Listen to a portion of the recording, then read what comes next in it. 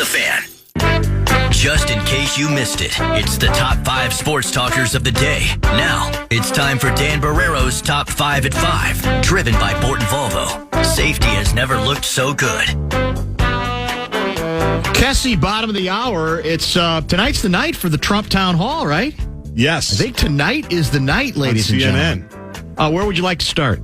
Let's start with baseball. Let's start with Carlos Correa. He's batting below 200. I think it's 180. He was 0 for 5 again last night. 0 for 3 with runners in scoring position. A nice ball game for a minute, and then the Twins made an absolute mess out of the 7th with 3 errors. There was a 3-run dong in there, and they lose the opening game to the Padres 6-1. And Correa, after the game, you read some of the comments to put him on the Pelf scale. Let's hear some of those comments, because when he grounded out to end the game, to finish 0 for 5, the boos rained down at Target Field. What'd you think of that, Carlos? I'll boo myself too, with the amount of money that I'm making if I'm playing like that and I'm in the stands coming to play. So obviously it's acceptable. You know what I mean? It's part of the game, part of the sports. Fans want production. Fans want a team that's going to compete out there and win games. So it's to be expected when you play poorly. But at the same time, the work doesn't stop. I'm going to keep working and keep focusing on the things that I can control, and the results will come. I also like that part too, by the way. He knows what he's doing. Oh yeah, I'm a pro. I know my process. I know my job. I know my role. I'm going to keep doing what I'm doing. If I have to change a couple of things, I will. Whatever. And that's the only thing I can do at this point. Do we need to consider trash cans? Do you think it might be? I mean, what month do we get to that place where we go? Might have to use that trash can thing again. Yeah, just saying. Or hire tech stuff. Yeah, well, the buzzers. Well, then we're wired more, I guess, for that, because the trash can top thing is kind of gauche. That'd be like a Terry Ryan era thing. It's true. Not a Falvine era thing. Who we got on the mound tonight? Tonight it's the stopper. Okay, let's get it. We need a stop Lopez. tonight. It's Pablo Lopez. It ends tonight. It's got to, doesn't it? Can we get any runs? Well, that's it. He might go 7 strong and give up 1 earned run, but is that going to be enough? But we mentioned earlier in the show, people were kind of talking about Luis Ariz and how the Twins can't hit. He's batting 400, but I think it's worth remembering, that Lopez has been pretty good. Lopez has been a nice addition for this club. And Miranda's demoted. It's worth mentioning that as well. Kyle After Farmer, a promising year last year, he's had all kinds of issues. We were all excited about his cousin. Oh, big time. Having Hamilton and and Kanto and the whole bit. Yeah. They got to see each other this year in New York, but that was about it. Kyle Farmer, by the way, is back in the lineup after being hit in the face, that gruesome injury. I think it was a day game. I think he might have been off that day. But he is back after essentially missing the last month. So Kyle Farmer back in the lineup. Our guy Cruz in the lineup tonight for the Pods. He sat last night's game out. Have we seen the lineup yet? I've just seen the Twins. I didn't look to see the Padres. Let me see if Lavelle tweeted that out here. He tweeted out. He's just got the Twins, so I'll have to do some digging on whether Nelson Cruz in the Nat Pod is going tonight. I mentioned the National Basketball Association, and I mentioned a commentator who is interviewed for a head coaching job. Have you seen this story? No, I don't think so. If you had to guess, do you want a hint on which network? It's TNT or ESPN. I'm going to say it's ESPN. Good guess. And this is... When you say commentator, are you saying not a former coach? Not a former coach. So it's not Van Gundy. It's not Van Gundy. Any of the Van Gundys. None of the Van Gundys. He would be a first-time head coach. Oh, my goodness. Jalen Rose. Good guess. J.J. Redick. J.J. Redick? J.J. Redick was part of the first round of interviews for the Toronto Raptors head coaching job. He apparently has been a target for several teams, including the Boston Celtics, as an assistant coach since he retired in 2021. Yeah. He's one of more than a dozen candidates who have talked to the Raptors. This comes up like Orlovsky has interviewed for OC jobs. I think he interviewed in Indy. I think he maybe interviewed in a couple of other places. I know that I see both sides of the argument. Redick's got a great gig right now, right? He's a big voice. He's on with Stephen A. Smith all the time. He's got his own podcast, which is good. He started that as a player.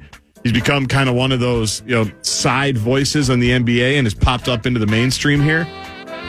But as Flip always said, there's nothing like the winning locker room. No. I mean, they're really, it's true. I mean, that is an addiction. And so we'll see if Redick, first of all, makes the first round of cuts, because there's going to be established head coaches that have a run at this thing. But certainly it shows that he's interested in it. We've said it before, we'll say it again, that and he may end up being wonderful if they get to the next round and he's still in it and he ends up getting a big time job there. But how many times have we talked about it that we're proof of it on a local level. It's much easier to talk about this stuff, and I even think in his case, to sound pretty damned informed and reasonable, it's another to run a team. It may happen where he's successful, but it's just as probably even more likely that he wouldn't be successful. And it does remind all of us of the meat grinder part of each of these positions, because these are meat grinder jobs. There's no doubt about it. Now, no one should feel. I'm not saying anybody should feel sorry for folks who are making the kind of money that is usually associated with these jobs, and the longevity once you get in it, that you're going to be set for life. But just because you can sound really smart, as he does occasionally, although I disagree with him on a lot of stuff about the NBA, doesn't necessarily mean you know how to run a club. A couple of pivotal Game 5s last night in the NBA. The home team Denver Nuggets outlasted the Phoenix Suns 118-102, so they lead that series 3-2. Jokic, 29 points, 13 rebounds, 12 assists. And Joel By the way, Embiid, he's now surpassed, for playoff triple-doubles, he just passed Wilt Chamberlain among centers, as now the number one among they brought that up centers. to him on the TNT postgame. Did you see that exchange? No. He asked, is Shaq on that list? And Shaq said, no, I never passed. He also had the great moment before the game where, talking about Joker, where he handed Matt Ishbia, the Phoenix Suns owner, a basketball on the way out. Like Denver was doing their shoot around. I heard about that. And Phoenix was coming out after. So the owner, who they got into the scuffle, they wouldn't give him the basketball. He walked out, gave him the ball. They did a little bro hug, and all's well that ends well. Here's the thing I'm confused by. And I don't think we talked about this yesterday. Joker gets fined $25,000. Yeah. Did the owner get fined? I don't think in all he did. seriousness, I don't think he did. I would submit He should have been. I get it. Joker went further with the interaction than he needed to, and there's the danger of where that might go. But I would suggest that the owner then, if you're going to fine Joker 25, now he's worth like multi. He's got like $4 or $5 billion. So I know it's all symbolic at that point, but it is for Joker too, to be honest. Yep. I would say he should be fined as well, and he received nothing, correct, in terms of punishment? That, I think. I don't know if he was fined. I hadn't seen it, but I know the Joker was. The Sixers went to Boston, won Game 5, 115-103, so they have a chance to wrap up the series. And they dominated that game. Yeah. Almost start to finish. And so then it sets up tonight, Dan. The Miami Heat with Jimmy Butler take on the New York Knicks. They lead 3-1 to Miami. And is this tonight? All indications are that despite Mike Greenberg's idea, LeBron and Anthony Davis, They made the trip? I think they got on the plane. Back to the Bay Area? I saw our guy Mike Trudell. He was on the plane. I think LeBron and AD are back. That's a 9 o'clock tip tonight with the Lakers leading 3-1. So there you go. I'm fascinated. I mean, everybody assumes Golden State's going to win. The question is, even if they do they have it in them to actually get on any kind of a playoff winning streak? I don't know. I'd like to see it, though. I want to see this thing Me too. played out, and because there's a number of teams in 3-1 positions here. Oh, and in a couple cases 3-2, I guess. So we'll see how that plays out. And Tibbs, they got to win tonight, right? They do, or the season's over. The season's over, and that game is in Miami, correct? It is not. They're up 3-1. Oh yeah, it would be. It would be. Yeah, because it's Game 4 or Game 5. No. It's got to be in New York. It's back in New York. You're right. Because we're like Shaq. What Miami did, unlike New York, they won both of their games at home. Yeah, that's right. That's it. I was confused because of the thing we played yesterday. Yeah. Only bring one suit. That's what Shaq was talking about. There it is. And that's another story. Let's make this the middle of the 5 o'clock hour, or I should say half-hour pause. I got a couple of good texts to get into. We'll prepare for Pat Kessler at the bottom of the hour as well. Don't go away. Listen to podcasts. Hi.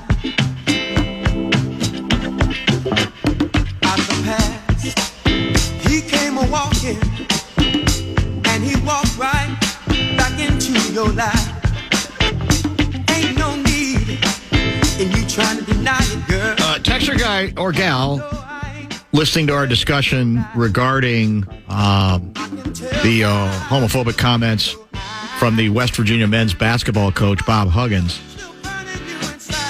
And by the way, if you're not going to dismiss him, as odd as this sounds, you're better off not suspending him at all if it's going to be 3 games. I mean, if you're going to try to go the suspension route, it's got to be probably a season or at least the guts of a season. I mean, in all seriousness, 3 games is... I mean, you associate with 3 games things that are, it's just a waste of time. But anyway, were you two just as outraged by Kevin Durant's homophobic remarks on Twitter? Just wondering for consistency. We were all disgusted, but did you call for Durant's resignation? Well, it wouldn't be a resignation in his case. I couldn't remember that much about the Durant stuff. I think it was a private Twitter conversation between him and somebody famous, I believe. And I need to know exactly what language he used. But I would say for me, that's the start of it. Okay, what was the language that was used exactly? In addition, for me, there is a distinction between going on a radio show, a public radio show, and whatever conversation you're having with one individual. Now, you could say, well, that's even worse because that's doing it the sneaky way. But I will have to know more about exactly the language that Durant used to think that it matches up, even in terms of language, let alone the circumstances that were involved between these two situations. This is a radio show he goes on in Cincinnati in the case of your guy Huggins. But I'm having difficulty finding much about that. Wasn't the comment made about Catholics? What's the outrage about that? Well, I think maybe it is. I mean, but it's the adjective. No, I guess this would be noun used in front of the that term. That is what I think has people, many of us reacting with outrage. Maybe in West Virginia, not so much. Do you remember the Durant thing? I don't even remember. Did Durant ultimately get fined by the league? He was fined $50,000. Okay. That part I'm able to find. I'm kind of going through the comments now to see what's good. I mean, Anthony Edwards got in trouble for his Instagram video before the season, right? That is correct. I mean, these things, they happen. And it's an imperfect science. How you determine, okay, when should you be outraged to the max? When should you be on a 0 to 10? When should you be outraged to a 7? Everybody's got different thresholds on that. I just think this one was pretty easy, and we try to be fairly consistent. I mean, there are other factors. I mean, Durant's an adult who should know better, but Huggins is the coach of a university basketball team as well, so he's in a position of leadership, a supervisor, which I think also are distinctions that need to at least be discussed. I'm told by a couple of baseball sources that our guy Cruz is not in the lineup again tonight for the Padres. Does he ever play? Is he hurt? They don't really need him. He's just kind of there. He wants to be their Don Baylor, right, is what Lavelle said? That's the way Lavelle put it, yeah. That's a throwback. Close circuit to Kessler, who's going to join next segment, because I don't think this was on his list, but maybe it was and I missed it. He's listening. He's right here. Yeah, I know. I'm aware he's back there. This texter is looking for us to discuss the George Santos arrest. Was that on your list, Kessler? I don't remember if it was. He just yelled breaking news. Oh, okay. Well, no, I'm not. I didn't mean it as a rip. I'm just saying that we could then probably should include that as well. That? Much to the delight of the righties. Yeah, there's a lot of Santos stuff coming in. Luke, Columbia Heights. Dan, he's 6'10". I assume, is he talking about Joker? You're making it sound like what he's doing. He's doing what he's doing at 5'10". What does that even mean? I don't even understand. That he's supposed to get that many rebounds. that he's supposed to be that dominant, I would think. Because you were talking about how he might be underrated. Yeah, but that wasn't about rebounds. That was about you could say he's doing things that it's easy to extol, get excited about. The perfect athletic specimen, regardless of height has nothing to do with this discussion. The idea is that his level of skill he's not particularly fluid. You don't expect to get many of the things that you get from him he has remarkable touch for somebody his size. So it has nothing to do with height, Luke, I would say. It's that he can be underrated because often his way of dominating a game isn't to score 50, although he's proven capable of it. His way is to control a game by the entire offense running through him, a center. His ability to see the court, his ability to read the defense. His coach, the way his coach put it was, he basically makes the play that the defense demands he makes. Now, that sounds simple, but it's genius if you can do it, and not that many players can indeed do it. But none of that comes across in terms of just looking at him, his body. There's nothing especially, other than his touch, there's really nothing all that smooth about him. So height, I think, is... And the fact that we weren't even talking about the fact that he rebounds. Obviously, he's a big man. Big men are supposed to rebound to a certain degree, but rebounding had nothing to do with the discussion that we're making about his value, about what the ways that he can influence a game. That, there's certain players you look at and go, my God, athletically they're sculpted. They're built. I mean, you see it when they play the Wolves. I mean, there's times where he just looks downright awkward, and you go, well, he's going to lose the ball, and he never does. Not very often. He almost never does. He's going to bang, pound into somebody, and he's going to be off balance. But somehow then he gets himself back in balance, and even if it's off of 1 foot, he's making the shot. And that's what I think distinguishes him. As I said, ultimately he's going to have to win some titles. But again, I don't know. I mean, I look at the players around him. He's got good players. Jamal Murray is capable of greatness. Right. After that. But after that, it's like, it's some glorified role guys, some better than others. I mean, if we do the old Batman Robin thing, I don't think his Robin is as good as many other Robins have been out there the last 20 to 25 years, if I'm being honest about it. And that, I think, has contributed to the fact that, they haven't made a move. And in part, last year is because they were very injured as well.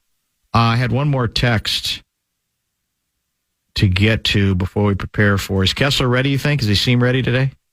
He hasn't taken his sunglasses off yet. Gina from Bemidji says Huggins also made reference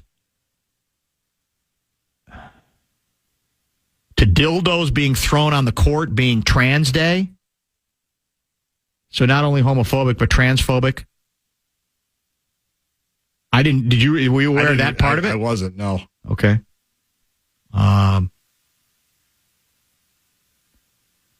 Kobe fined only $100,000 for calling a ref Same word. Same word. Was the same word? Yeah. That's true. National TV. So, again, these are all fair questions to ask. And does it depend on whose ox is being gored? Yeah. Sadly, sometimes, indeed, it probably is. We'll come back with Kessler. We got a bunch to get to. Tonight's the big town hall meeting. I'm surprised Kessler isn't flying there. Maybe he still is. Maybe he's going to try to get there right at game time. I've got a couple stories that he didn't even mention to me that I think are worthy of consideration, and I don't think we're going to have any problem. KFAN, the fan. I wish the American media would take a great look at the views of the people in Congress and find out, are they pro-America or anti-America? Kessler. Because people have got to know whether or not out there president's a crook. Well, I'm not a crook. I can't trust Obama. He's an Arab. Pat Kessler. Tear down this wall. I did nothing wrong at the Minneapolis airport. Senator, you're no Jack Kennedy. Pat Kessler. And now, to help Dan break down all the tough questions in politics, it's our own Pat Kessler. Political Wonk. I feel like a supermodel, except like times 10.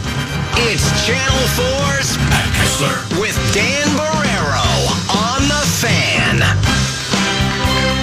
It is indeed time for Pat Kessler. Bradshaw and Bryan KFAN text line is open, 64686. I'm going to hit you with some machine gun stuff that you're not ready for. Well, no, that you didn't put on your list, but I think you will be ready for. Oh, that I don't know we need to spend a lot of time on, but I want to because it comes into my head, and I had forgotten to mention it to you. Example one, I'll just read you. Mm-hmm. This is I think this is a WCCO TV story. This is Pat Kessler reporting. State legislators and members of the Minnesota Nurses Association on Monday said they were blindsided when they learned of demands from the Mayo Clinic to the legislature to reject or make big changes to two bills, or will put billions in, I think, is it $4 billion, in planned investments and move them someplace else. At issue is legislation establishing healthcare affordability board aimed at protecting consumers from unaffordable healthcare costs. And this is not written in a way that's readable. But anyway, I mean, CCO writes this stuff in a fantastic way. That's number one. This one needs an editor. Now, there's another part. there's another part of this that the Nurses Association is trying to get a committee in hospitals so that they can schedule nurses. There is a shortage of nurses, and they want to require. Well, they did a sit-in today, did they not? Yeah. Yes. And back at the legislature to make their point. And so they are. This is because there are so few nurses, and they want to mandate that hospitals do this. Right. Now, they've been negotiating this for 3, 4, 5 months. And Mayo Clinic, I believe, late last week sent an email to Governor Walz. Was it the knocker? Was it the big knocker? Oh, God, we should call him and see if he's on.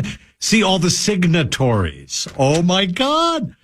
And they say, Mayo Clinic says, look, we got $4 or $5 billion in investments that we're about to make in the state of Minnesota. And if you do this, we are not going to have those investments. We'll start talking about moving them out to different places like Florida, to Arizona. And then they said, and this is a cheap shot. Here's the cheap shot.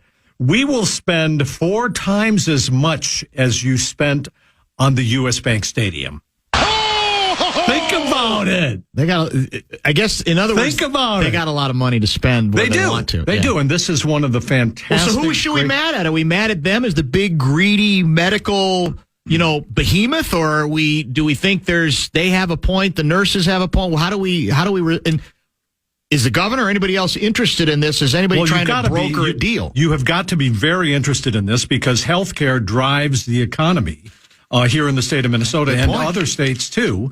Hospitals drive the economy in every mid-sized town, every small town, every large town in the state of Minnesota. You have got to support the hospitals.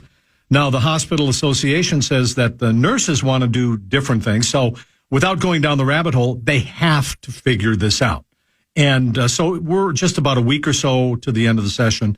So this was a hand grenade thrown into the room, and we'll see where it goes from there. All right. I'm looking at a Rochelle Olson piece that you may have read. The best.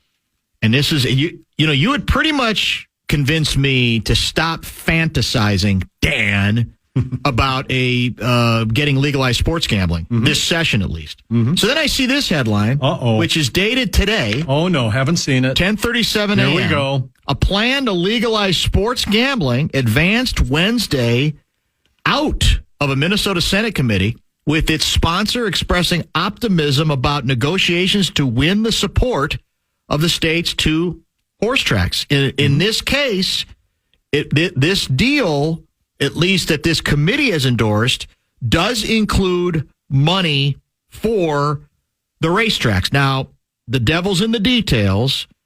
the racetracks want more money. I think the amount here is that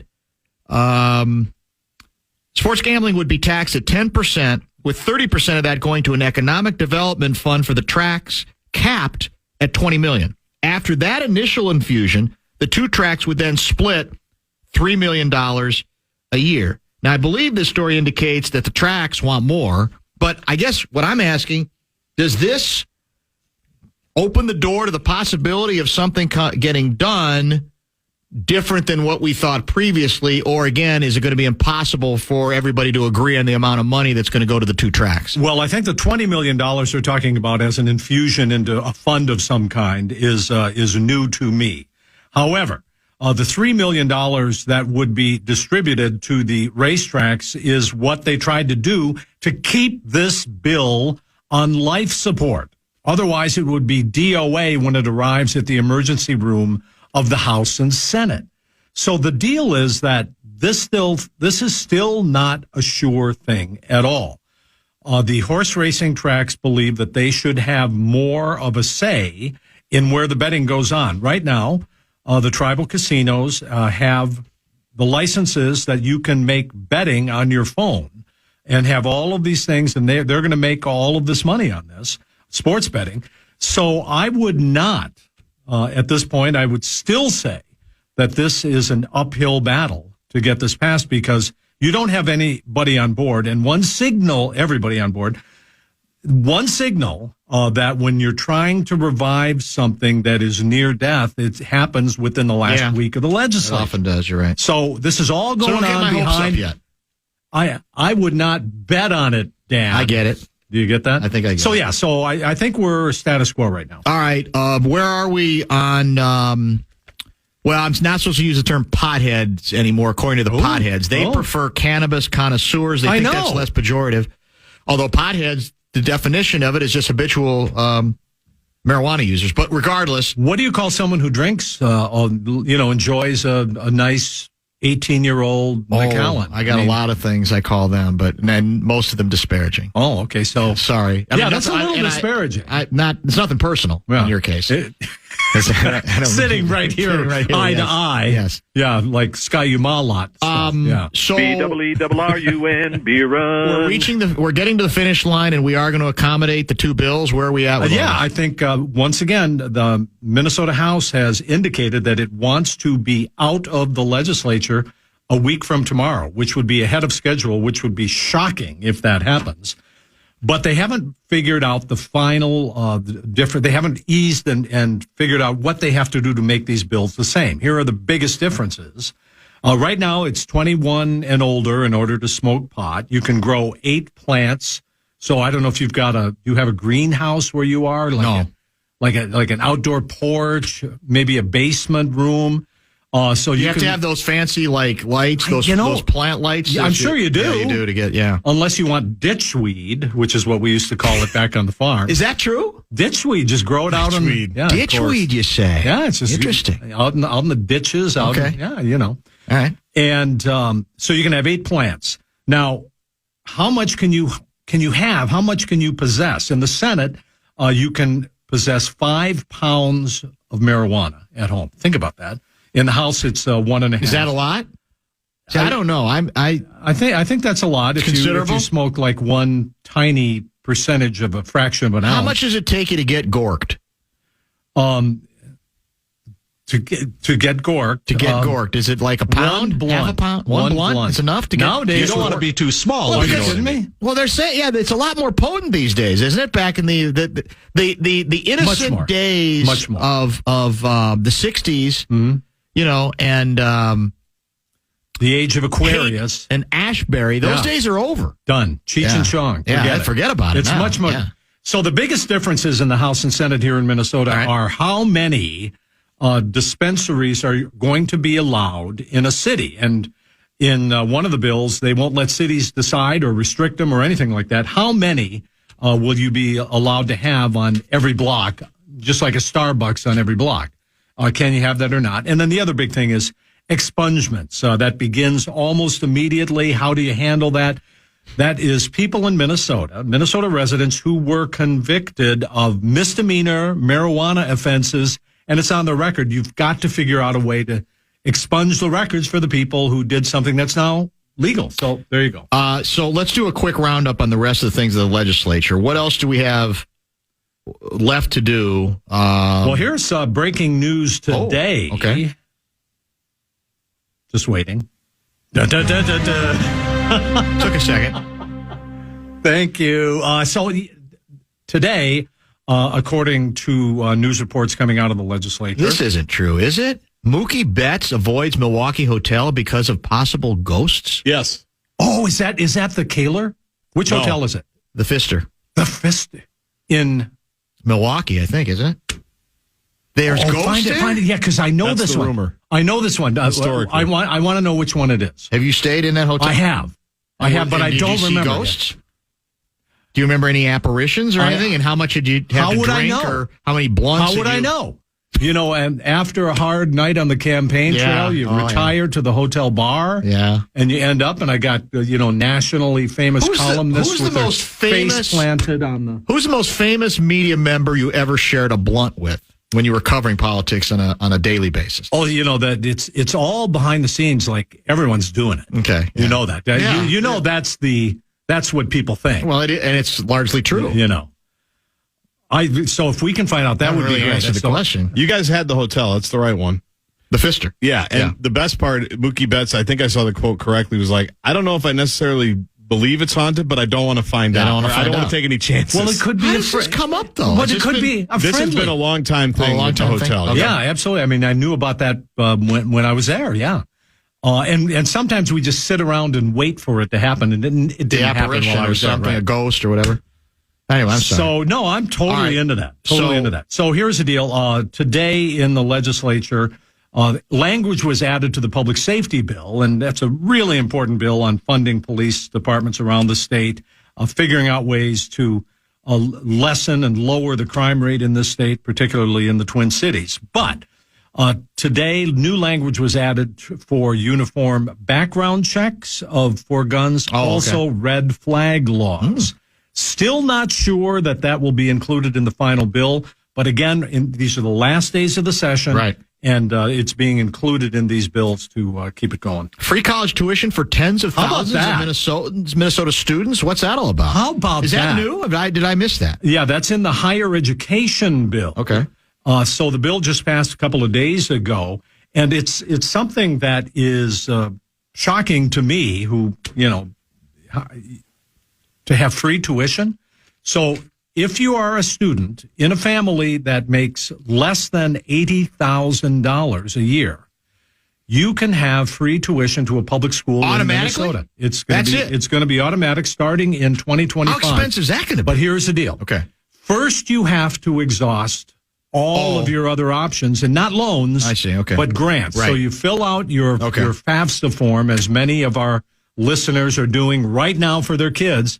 You fill out the FAFSA forms, find out what your grants and scholarships are going to be. The options are. And then the amount left, the state of Minnesota will cover if you go to a public institution. So that is, to me, an incredibly generous and progressive thing that we're doing here in Minnesota. Many people think we should have done this years ago. My question is always cost, but we'll see how that goes. Let me ask you this: There's more on the Southwest Light Rail scandal. I mean, there's more. What else is left? I mean, we already know it's a joke. It's an outrage. So there's more detail coming forward that's going to piss people off even more than they already are. We still don't know everything. We still don't know the final cost of it. The headline in the Star Tribune, just a fantastic story over the weekend by Janet Moore, their transportation reporter. Blame piles up over rail lines' cost and delays. Now, as we know, this thing started out at $1.8 billion, which was a lot of money. Was supposed to be done at least 5 years ago. Now it's not going to be done till at least 2027, and the cost is going to be $2.7 billion. I would not be surprised if it goes over that amount. Yeah, I'm sure. And we don't have the money for it yet. We still don't. We can't afford to stop the project, and we can't afford to go forward on the project. That's the way it is. So what happens here is the Star Tribune obtained emails between contractors and the Met Council and the state of Minnesota. And what these emails reveal is that they had design flaws in the state of Minnesota early on, very early on, that they did not have any transparency. People didn't know about it. They say that it was a poor design. We did what we could to mitigate the design, and it's your fault. And the state of Minnesota saying, no, we hired you to do this. It's your fault. That's where we are right now. Still, I think, the most outrageous public works project. It was a good idea 10 years ago. And now what? Where are we? As you say, can't stop, can't go forward. I still am waiting because there's been some good investigative work, as you say, including this story most recently. Mm-hmm.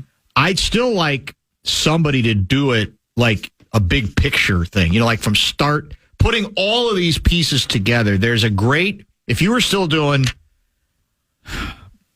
reporting daily, as opposed to mailing it in the way you do now. Not just as a KFAN sports reporter. KFAN sports reporter, it'd be a hell of sort of like, okay, start to finish. I'm talking about a series. I'm talking about like a 10-part series because that runs every decade. Night. Yeah, it's been 10 years. It's and it's been 10 years in the making just for the construction, but 20 years at the legislature, despite objections from people saying, we don't know what it's going to be like in 10 years. And look at it now.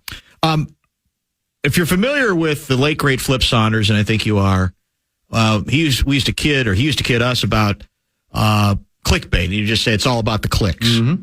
And that's come up again. It's a media issue that I want to get your view on and run by you. And I don't even know who wrote this, but I'll just read a couple sentences because it would seem to suggest, and I think this is actually good news, that the assumption that it's all about the clicks from a media standpoint is proven to be fallacious, false as hell. Here's what is written. Companies like The Information, the New York Times, and Axios, their bet was on producing must-have content that readers were willing to pay for, or in the case of Axios, that advertisers are willing to pay a premium to reach. The companies that made losing bets, Gawker, Vice, BuzzFeed, whose CEO, Jonah Peretti, announced last week that he was shutting the company's news division, the bet they made was it's about traffic. That if they could generate ever-increasing numbers of viewers, they would be rewarded with ever-increasing ads and ever-increasing revenue.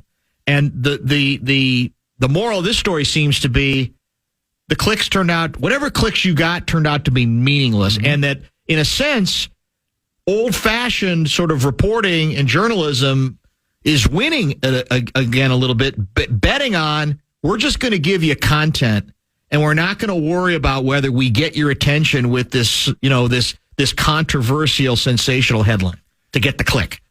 This is something that we are seeing now, this upheaval in the news media business. And the news media business now is largely online. Of course, you've got quite a bit of dead tree newspapers delivered, and I still get them all.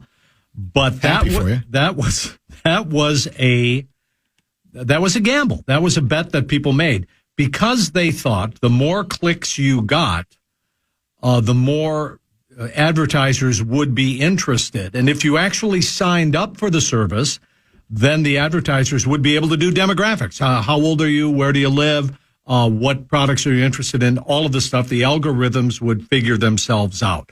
It still is a fairly good bet on places like Facebook. It still is. Twitter, the Twitter model is blown up, so you're not seeing it there.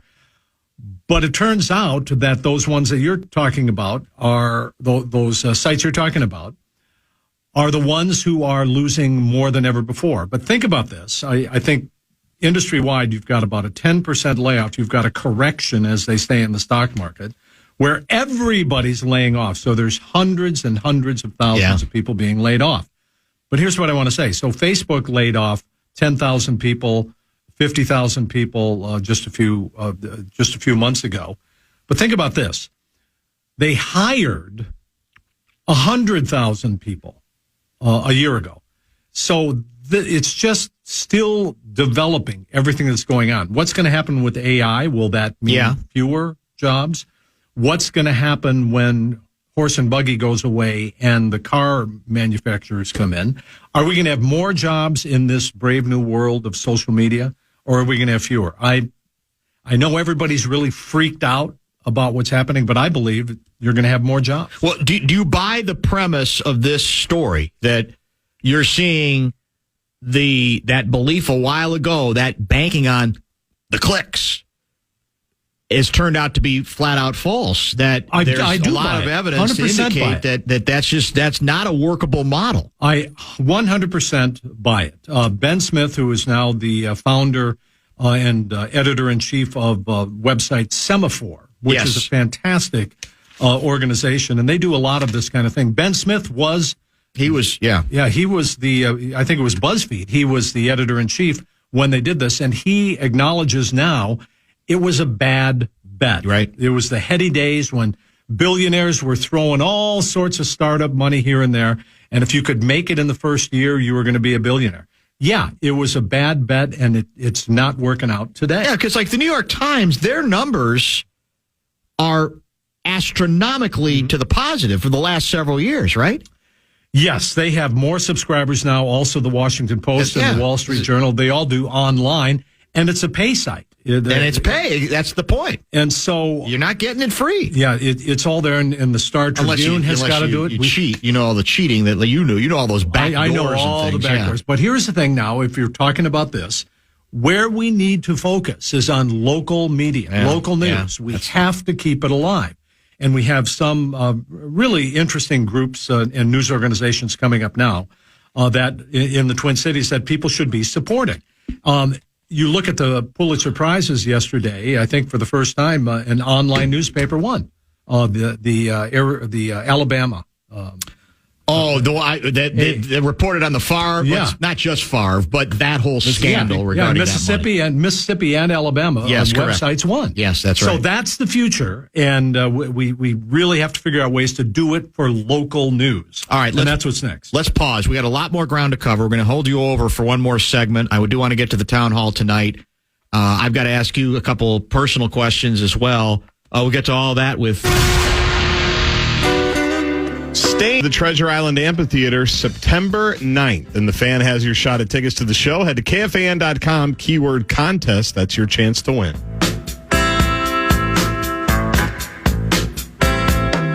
Is it you getting outside, just banging on the front door? In your formative years as a young Cub reporter, Pat Kessler. Mm-hmm. This is Pat Kessler reporting. This is Pat Kessler. Were you ever paddled by any of your supervisors? Willingly? Yeah, no. Pull up your drawers, my man. We're not talking about consensual paddling here. No, by the bosses. None of that. That was news to me. No, but growing up in a Catholic school, yes, all the time. Ruler? You got the ruler? I got the ruler and the paddle and the whole bit. Oh, the whole thing. Got kicked in the butt. Did you get swatted a lot? I mean, were you a disciplined problem as a kid?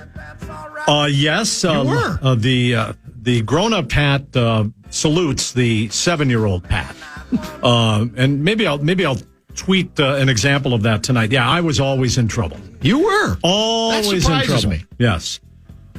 So yes, with I couldn't the declensions, the verb declensions in Latin, I couldn't get them all down. Right. So that I'd get literally kicked in the butt by the monks. That kind of stuff. It's really hard. What? And I know what it's like to pin somebody to a floor. I don't remember that. What did I do? Come from? What did I do? I can't even remember that. Every once in a while, when I go into the Kessler archive, I find one that it's almost like is it rich and review the backstories on some of these because they're out of context. I have a bunch of them. Yeah, I have a bunch of. So yeah, I've been paddled more than once. Okay. Yes. All right. Guardsy and I are both gobsmacked when LaTroy Hawkins. This is a callback to yesterday. LaTroy Hawkins just volunteered. There was I think it was a senior on his high school basketball team. Yes.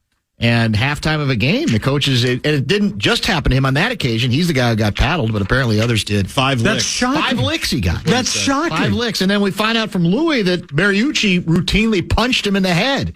I mean, So it's just really something. You know, in football, on the gridiron, getting grabbed by the face mask and your head shaking I'm back worried they're and going to forth. rename the hockey arena after Louis' story yesterday.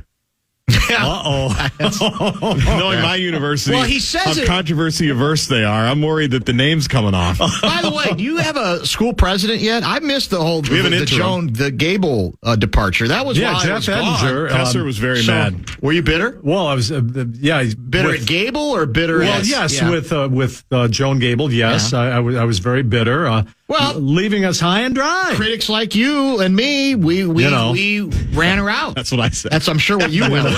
Got what you wanted. Yeah, okay. You guys all want to Now stand where you tall have for it. this Just wanted or to make that. a couple extra bucks over lunch. Yeah. But on the bright Arnie. side of it, she wanted to get out of the University of Minnesota president's mansion. You know, the Heathcliff. Yes, right. Eastcliff. Sorry, Heathcliff is.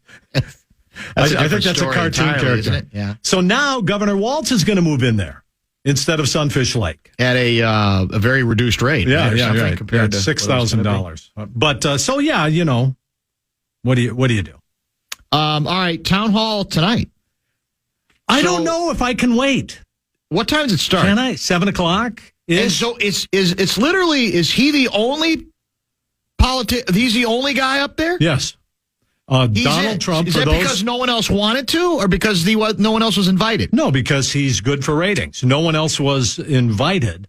Here's the question, listeners, that Donald Trump is going to go on CNN for the first time, I think, in 6 years, maybe 7 years, because he has been just hammering them for many, many years. So setting aside the real journalistic questions, which I think are very real, about the propriety of giving Donald Trump, a truth-averse former president, giving him this forum, this is something that's going to happen tonight that's causing a lot of controversy. Why would CNN offer Donald Trump this forum? Why would you do it? He's the front runner. Again, we can't. It's a simple answer, isn't it? We can hate it, but now. Did you see the Chris Christie Facebook ads? No. Aimed at New Hampshire voters ahead of the town hall tonight. This is what's interesting because I don't know. My gut tells me Christie can't be much of a threat, but what's interesting is at least now he's going frontal. So here's the ad. It's a shot. A very, a frowning Trump looking directly into a camera with this headline: provokes violence, pays hush money, abuses women. Very frontal, very direct. Now, it leads to the larger question about how many Republicans, whether they're running against him or not, are going to be capable of being this frontal, being this direct, and sustaining that and sticking to it, sticking with it. And doing it in a way that is memorable to the voters. And the only way to do it with Donald Trump is to one-up him, which cannot be done. So it's a really good question. Liz Cheney is also running ads in New Hampshire today because Trump is going on CNN. And I agree with you, Dan, despite all of the controversy where people are saying, why are we letting a twice impeached, convicted sex abuse, convicted in court sex abuser, someone who's facing charges for everything from hiding documents to hush money, all of this, tax fraud, why are you giving this person time? Well, the answer is the media do not have the right or the obligation to stop politicians because many people don't like what he says. This is going to be very unsettling tonight. But what is the alternative? I mean, what is the alternative? Not have him and have others on, have everybody on. He's newsworthy. Well, he's the leading candidate for president. And right now, according to the latest polls, he's going to win. He's going to beat Joe Biden. I mean, the media cynic could say, well, CNN's doing this not for that reason. They're doing it because they are looking for they're looking for clicks. They're looking for some numbers. And I get that. That's right. I get that. I think that's right. You mentioned Biden apparently taking questions from reporters on your list. Explain this to me. And this is what worries me, too, about, again, if he's out there more, what impact that's going to have, because he's not going to be able to hide like he did during COVID. This is a presidential comment about a representative named Mike Lawler. You may know that name. Yes, He's Republican. New York congressman. Yeah. Today, the president says Mike's on the other team, but he's not one of those MAGA Republicans. Apparently, days ago, on his official Twitter account, the same President Joe Biden went after Lawler as a MAGA Republican jeopardizing veterans' benefits. Which apparently, which is it, Mr. President? So what is he confused here? Is he's thinking somebody? Because that's not helpful. Well, the thing is that for the first time, it was yesterday when President Biden, after meeting with Republican leaders for the first time to talk about this debt ceiling, had a press conference, and he took a bunch of questions. He's been under incredible pressure because he's had the fewest press conferences in his first year. Well, not ever, but since Calvin Coolidge. Well, that's pretty far back. Yeah. How about that? And when he does have press conferences, he stumbles, and we know he has a stutter, but sometimes he tends to forget it. Yeah. And this is what Republicans are trying to put in people's heads, that he's not competent. Well, he appears to be competent so far, but that's going to be part of this. But is because of his age, he's going to be 86, but Trump is going to be that age too. So what is the first question that you asked Donald Trump tonight? Well, I'm sure it's going to be about Jan 6, and here's your opportunity to clear the air. But I mean, you have to ask it. Yeah. I think you have to get there. As the very first question. To me, that should be the first question. Yeah, absolutely. Why are you I agree. You're not going to ask for the sex abuse, defamation stuff, or the you can get to that later. Yeah, you can. Second segment, third segment, or the tax segment. fraud, or all of that. So I think you're just like it. You're exactly right. That's what you should do. And George Santos has now taken on all. I forgot about Santos. Real quick, we got about half a minute left. So Santos has now been? He's pleading not guilty to a bunch of allegations. He's been charged in federal court with 13 counts of wire fraud, money laundering, stealing public funds, and lying. So he says he's going to fight the charges. He expects not only to fight it, but to advance in Congress, be a committee chairman. Interesting note, $500,000 bond was posted today by 3 people that he will not identify. So he is charged in federal court. It's going to take a year, but that's the latest on him. Thank you, Pat Kessler. All right, man. Great stuff. As always, we will chat with him next week. We'll come back, wrap up a very busy show, and talk about a conversation we had earlier with Q. Happy tastes good. KFAN.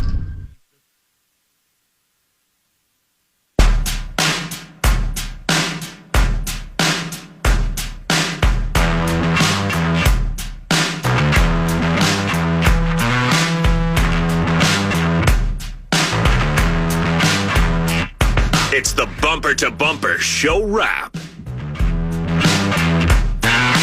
Great guest lineup for tomorrow. The Borton Volvo scorecard will include a visit with noted author John Fine's book out that came out yesterday. We'll talk to him about that on tomorrow's show. We'll open Dr. Dan's inbox because, after all, it is a Thursday. Today, speaking of outstanding guests, beyond Cassie, who, of course, joined us from 5:30 on, we had Kenny the Jet Smith on. He's got a new book out, and we talked to him about the book. We do talk, obviously, about working with Charles and the rest of the gang, Shaq and Ernie. We did get one. We were stuck on this, a 10-minute interview, and it's non-negotiable. That's unfortunate. I hate those, but it's 10 minutes. And we got a lot of good stuff, I think, about his approach, his sensibility regarding the book and what he was trying to accomplish in the book, and even some political stuff that I thought was fascinating. But we did get to, can Rudy and Kat play together? I got that in late in the broadcast, and he did have an answer there as well. So podcast that if you missed it. we had fun with him. We have a lot of other good stuff coming up in the next week or two that we are indeed working on, including I think we're going to have Gerald Posner on early next week. I'm guessing we'll have NBA presences before we're done. I'm still trying to see if we can get Tim Conley on the show. And as we get ever further into the abyss, it's going to become even more important to try to come up with some stuff off the beaten track as will it be Conley after his Wizards introductory news conference, or do you think before that? That would be entertaining, wouldn't it? I don't think I think our chances are decent getting him if he's running the Wolves. Yeah. I think those chances go down pretty dramatically if he's into the fair again. The Wizards. Yeah. That part is Ron Coomer on Friday. That's the other guy I was forgetting. Coomdog will be on Friday. Cubs are in town for the weekend, and we have not had him on forever. I was thinking about going Saturday, but now I keep hearing if you're going to go, you're better off making it Friday or Sunday. That Saturday is going to be the hardcore rain day. Now, I don't know if we're far enough out or too far out for legitimate projections in that regard. Yeah, but it I doesn't look good. Because Saturday's a day game. Well, they're both day games, obviously, but the Saturday one's a day game. I thought that'd be perfect. But now I'm thinking if we go at all, we might try to go on Sunday. I hope they let me say let's play hockey at the baseball game. That'd be cool if I could do that up in that booth. But no, I guess in Twins games they don't. Do Twins have anything like? Do they do seventh inning stretch with people? I mean, do they? Oh yeah, they do this. I'm talking about like where one person leads. No. The group. Is that just at Wrigley Field, or does any other place do that? I don't know. I mean, what's the Twins tradition now? Do we have one? Anything like that? I don't know. I haven't been to a game yet this year. I don't know. I'm going to a game at the end of the month. I'll file. If you don't make it this weekend, I'll let you know. End of the month you're thinking of going? Yeah, last weekend in May. Availability to go. I know you're real busy. Got 3 kids. No one else has ever had 3 kids. You got a lot of obligations too, don't you? You got a lot of trips you got to take. You got a lot of family. That's coming up in the summer. Connections. Oh, that's later? Yeah. All right. I don't know what I have. Fair enough. Let's see if the Twins can get some hits. We did talk a lot about that extensively. That, look, we've all celebrated the pitching improvement. We have. But, okay, what about the rest of it? And the rest of it's just not very helpful at all. We mentioned that we're last in team batting average in the league. We are third to last in on-base percentage. And our defensive numbers leave a great deal to be desired as well. And so if the team, I think, to be taken serious as any kind of meaningful threat to do what we're all looking for them to do, that is get in the first round and then lose. By the way, that's another thing we need to do. We need to name that quest, to have 4 different men's professional teams in the same calendar year to reach the postseason and lose in the first round. Some kind of a quest, alliteration, give it some thought. One and done's 2023. We need something that we can use as our mantra because, hell, that's all we got is trying to find a way to laugh, to keep from crying, to trumpet what I guess is our trademark and our identity, which is mediocrity. Sad as it is. But even to get there, I think the Twins are going to have to get a little better because maybe the Guardians are going to be a factor at some point. So let's see if we can get some hits tonight. Let's see if we can play some defense tonight as well. I'm sure we will review the action tomorrow among all the other issues we tend to discuss. Hope you'll join us. The show begins at 3 o'clock. Go get them, Glenn. Show us what you can do.